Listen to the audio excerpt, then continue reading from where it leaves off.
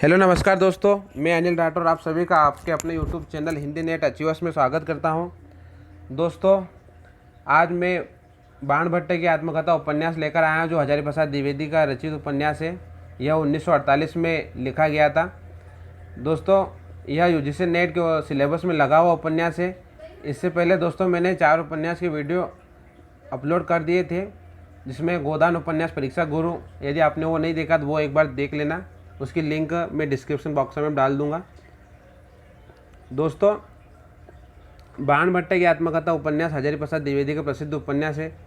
उपन्यास शुरू करने से पहले मेरा एक निवेदन, यदि आप मेरे चैनल पर नए हैं तो चैनल को सब्सक्राइब जरूर कर लेना और बेल आइकन जरूर दबा देना, जिससे मैं कोई भी नई वीडियो डालूंगा तो आप तक उसका नोटिफिकेशन जल्दी से पहुंच जाएगा। और चैनल अच्छा लगे दोस्तों, वीडियो अच्छा लगे तो शेयर जरूर कर दीजिए, लाइक जरूर कर दीजिए। दोस्तों, अब वीडियो स्टार्ट करते हैं। बाणभट्ट की आत्मकथा हजारी प्रसाद द्विवेदी द्वारा रचित उपन्यास है और ये दोस्तों 1948 में लिखा गया था। हजारी प्रसाद द्विवेदी हिंदी साहित्य जगत के श्रेष्ठ रचनाकार माने जाते हैं। द्विवेदी जी एक सशक्त ललितकार निबंधकार है, उपन्यासकार भी है, निष्पक्ष आलोचक भी रहे। द्विवेदी जी ये भारतीय संस्कृति के आख्या प्रवर्तक, निर्माता, संस्कृति संपन्न लेखक है। साथ साथ इतिहास के पक्ष को उजागर करके उन्होंने अपनी रचनाओं का सौंदर्य बढ़ाया है। द्विवेदी जी के उपन्यास विशेष रूप से संस्कृति और इतिहास दोनों को केंद्र में रखकर लिखे गए हैं। ठीक है दोस्तों, ये द्विवेदी जी के बारे में कुछ आप देख लेना। अब दोस्तों, उपन्यास के प्रमुख पात्र। दोस्तों, उपन्यास के प्रमुख पात्र में सबसे पहले उपन्यास का प्रमुख पात्र है बाणभट्ट। यह एक प्रधान पात्र, नायक पात्र है। यह एक संस्कृत का सुप्रसिद्ध कवि है उपन्यास में, और इसका चरित्र साहस, विवेकशीलता, भावुकता, संघर्षशीलता जैसे गुणों से विद्यमान है, यह भरा हुआ है। दोस्तों, उपन्यास के बाणभट्ट नायक के साथ साथ उपन्यास की जो नायिका है वह भट्टनी। यह उपन्यास की दोस्तों प्रमुख नारी पात्र है, प्रमुख नायिका है कह सकते हैं अपन। यह देवपुत्र तुवर मिलिंद की रूपवती कन्या है, जिसका अपहरण कर लिया जाता है। वह बाणभट्ट से प्रेम करती है। निपुणिका एक अगला पात्र आएगा दोस्तों। निपुणिका एक अप्रसर जाति कन्या है, जिसका विवाह उस कादम्बिक विश्व के साथ हुआ है जो बड़भुजे से सेठ बन गया है। विवाह के 1 वर्ष बाद ही ये विधवा हो जाती है। कौन? निपुणिका। वह एक कौशल अभिनेत्री है जो बाणभट्ट से प्रेम करती है। ठीक है दोस्तों, ये 3 प्रमुख पात्र है। इसके अतिरिक्त इस उपन्यास में सुचारिता या सुचारित, ये दोनों कभी कभी नाम आ जाते हैं, ध्यान रखना अपने को। अघोर भैरव, राजश्री, कुमारवर्धन, कुमार कृष्णवर्धन आदि उपन्यास के अन्य पात्र हैं जो कथा के विकास में अपनी भूमिका निभाते हैं। ठीक है दोस्तों, अब वीडियो के अंदर हम उपन्यास की आत्मकथा की बाणभट्ट की आत्मकथा उसकी समीक्षा देखेंगे। बाणभट्ट की आत्मकथा द्विवेदी जी का पहला उपन्यास है जो आत्मकथात्मक शैली में लिखा गया है। विलक्षण कृति है। इसमें इतिहास कल्पना का सुंदर समन्वय है, एक दूसरे के पूरक बन गए हैं। संपूर्ण उपन्यास 26 उच्छावासों में विभक्त है। इस उपन्यास में बाणभट्ट ने हर्ष युग जो 7वीं शताब्दी में है उसके युग में सामाजिक, राजनीतिक, धार्मिक, आर्थिक स्थिति को, ऐतिहासिक तत्वों को हजारी प्रसाद द्विवेदी ने बाणभट्ट की आत्मकथा के उपन्यास के माध्यम से प्रकाश डाला है, उजागर किया है। आगे देखते दोस्तों, इस उपन्यास में द्विवेदी जी ने प्राचीन कवि बाणभट्ट के बिखरे जीवन सूत्रों को बड़ी कलात्मकता से गूंथकर एक कथाभूमि निर्मित की है जो जीवन सत्यों से रसमय साक्षात्कार कराती है। इसका कथानक कोरा, भावुक कवि नहीं वरन कर्म निरत, कर्म में लीन या कर्म से जुड़ा हुआ संघर्ष योद्धा है। ठीक है दोस्तों, उसके लिए शरीर केवल भार नहीं, मिट्टी का ढेला नहीं, बल्कि उससे बड़ा है, और उसके मन में आर्यावर्त के उद्धार का निमित्त बनने की तीव्र बेचैनी है। स्वयं को निशेष भाव से दे देने में जीवन की सार्थकता देने वाली निपुणिका सब कुछ भूल जाने की साधना में लीन महादेवी भट्टनी के प्रति उसका प्रेम उच्चता का वर्ण कर लेता है। बाणभट्ट की आत्मकथा हर्षकालीन सभ्यता का जीवंत दस्तावेज है।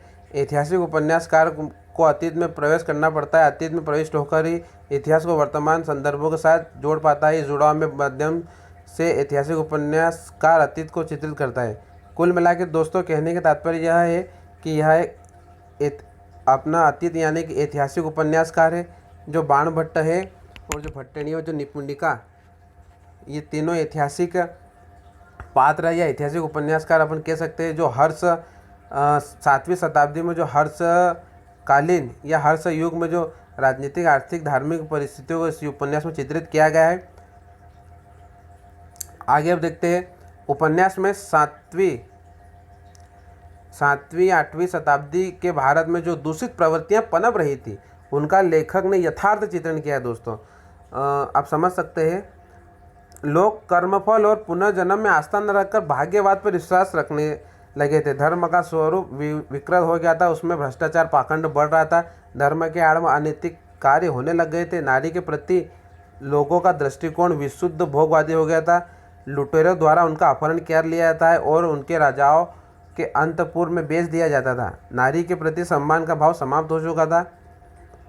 कुल मिला के दोस्तों, इस उपन्यास में नारी के प्रति सम्मान के भाव को उजागर करने का प्रयत्न लेखक के दिल में है।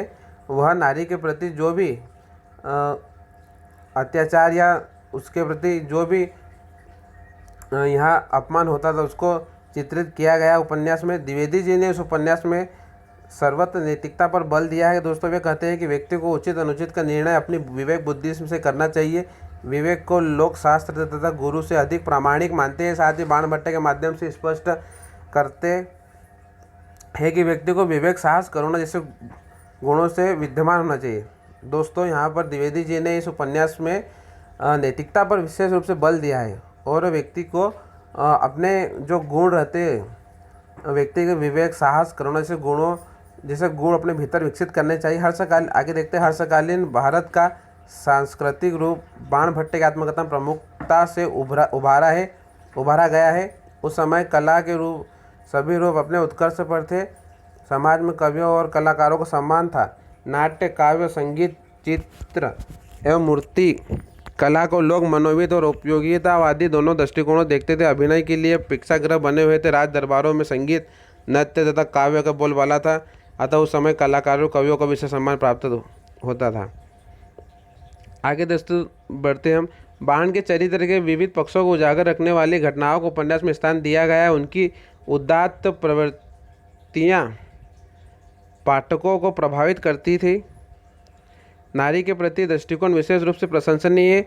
अतः बाणभट्ट के चरित्र को उदात्त मूल्यों में संबद्ध कर द्विवेदी जी ने उसके परंपरागत लांछित चरित्र को नया आयाम दिया है। ठीक है दोस्तों, आगे बढ़ते हैं। भट्टनी एक प्रभावशाली चरित्र है जिसकी संकल्पना द्विवेदी जी ने इतिहास और कल्पना के समन्वय से इस भव्य रूप में की है कि वह एक अमर चरित्र बन गई। द्विवेदी जी ने बाणभट्ट के चरित्र पर लगे लांछन को दूर करने तथा नारी सम्मान की रक्षा करने के उद्देश्य से इस उपन्यास की रचना की है। नारी सम्मान की रक्षा का भाव बाणभट्ट की आत्मकथा का मूल केंद्र है। तो दोस्तों इस उपन्यास का मूल कथा वस्तु कह सकते हैं नारी सम्मान है। नारी सम्मान के लिए द्विवेदी जी ने अपनी बातें इस उपन्यास में कही गई है। उपन्यास के आगे देखते हैं। उपन्यास के माध्यम से लेखक यह कहना चाहता है कि नारी के प्रति सम्मान का भाव रखो, नारी शक्ति की गरिमा को समझो, नारी को वासना पूर्ति का साधन न मानकर उनके प्रति पवित्र भाव या उदात्त भाव अपने मन में रखो। साथ ही यह भी कहा गया है कि जनसाधारण को सुधारने का कार्य केवल राजा पर ही नहीं छोड़ देना चाहिए, बल्कि राष्ट्र को सर्वोपरि समझकर इन सुधारों को महत्वपूर्ण करने के लिए अपनी शक्ति का प्रयोग करना चाहिए। राष्ट्रीय संकट आने पर परस्पर एकजुट होकर राष्ट्र सेवा में त्याग, बलिदान के लिए तत्पर होना चाहिए। दोस्तों आचार्य हजारीप्रसाद द्विवेदी ने इस उपन्यास में नारी के प्रति सम्मान की भावना व्यक्त करी है। उसके बाद में उन्होंने राष्ट्र सेवा और अपने कहने का मतलब राष्ट्रीय संकट आने पर एकजुट होकर राष्ट्र सेवा में त्याग तथा बलिदान के लिए तत्पर रहना चाहिए। तो दोस्तों इसमें उन्होंने हजारीप्रसाद द्विवेदी ने राष्ट्र को सर्वोपरि माना है। आगे दोस्तों देखते हैं। बाणभट्ट की आत्मकथा संबंध संस्कृत के सुप्रसिद्ध कवि बाणभट्ट से है। उसमें संस्कृतनिष्ठ, काव्यात्मक या अलंकृत भाषा का होना स्वाभाविक है। इसके अतिरिक्त द्विवेदी जी ने तत्कालीन परिवेश को उभारने के लिए भाषा को विशिष्ट रूप से प्रदान किया है। दार्शनिक विवेचन एवं प्रकृति निरूपण में भाषा प्रायः संस्कृतनिष्ठ शब्दावली से युक्त है। उपन्यास में अनेक स्थलों पर विवरणात्मक, वर्णनात्मक, नाटकीय शैली का प्रयोग किया गया है। लंबी वाक्य रचना, लंबे पदबंध, अलंकृत भाषा, संस्कृतनिष्ठ क्लिष्ट शब्दावली कवि बाणभट्ट की शैलीगत विशेषताएं और यही विशेषता इस उपन्यास में भी है, जिससे यह वास्तविक अर्थों में बाणभट्ट की आत्मकथा प्रतीत होती है।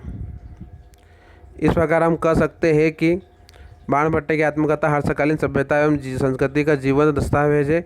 बाणभट्ट की आत्मकथा अपनी समस्त औपन्यासिक संरचना और भंगिमा कथा करती होते हुए भी महाकाव्यात्मक की गरिमा से पूर्ण है। तो दोस्तों ये था बाणभट्ट की आत्मकथा जो हजारी प्रसाद द्विवेदी ने लिखा था। उनका प्रमुख उपन्यास है, 1948 में लिखा गया था। और इनके प्रमुख पात्र दोस्तों आपको याद करने हैं। बाणभट्ट, भट्टिनी और निपुणिका और सुचरिता, अघोर भैरव, राजश्री कुमार, कृष्णवर्धन आदि इनके उपन्यास के पात्र हैं। दोस्तों मैं एक वीडियो ऐसा बनाऊंगा जिसमें यूजीसी नेट के सभी जो इकाई 6 में जितने भी उपन्यास है उनके सभी पात्र हों एक वीडियो में डाल दूंगा दोस्तों, बना के अपलोड कर दूंगा। आप मेरे चैनल के साथ बने रहिए दोस्तों। वीडियो अच्छी लगी हो तो लाइक कर देना प्लीज़ दोस्तों, सब्सक्राइब कर देना। आपके एक और लाइक और सब्सक्राइब से मेरा हौसला बढ़ता है दोस्तों। ठीक है दोस्तों, मिलते हैं अगले वीडियो में, तब तक के लिए धन्यवाद।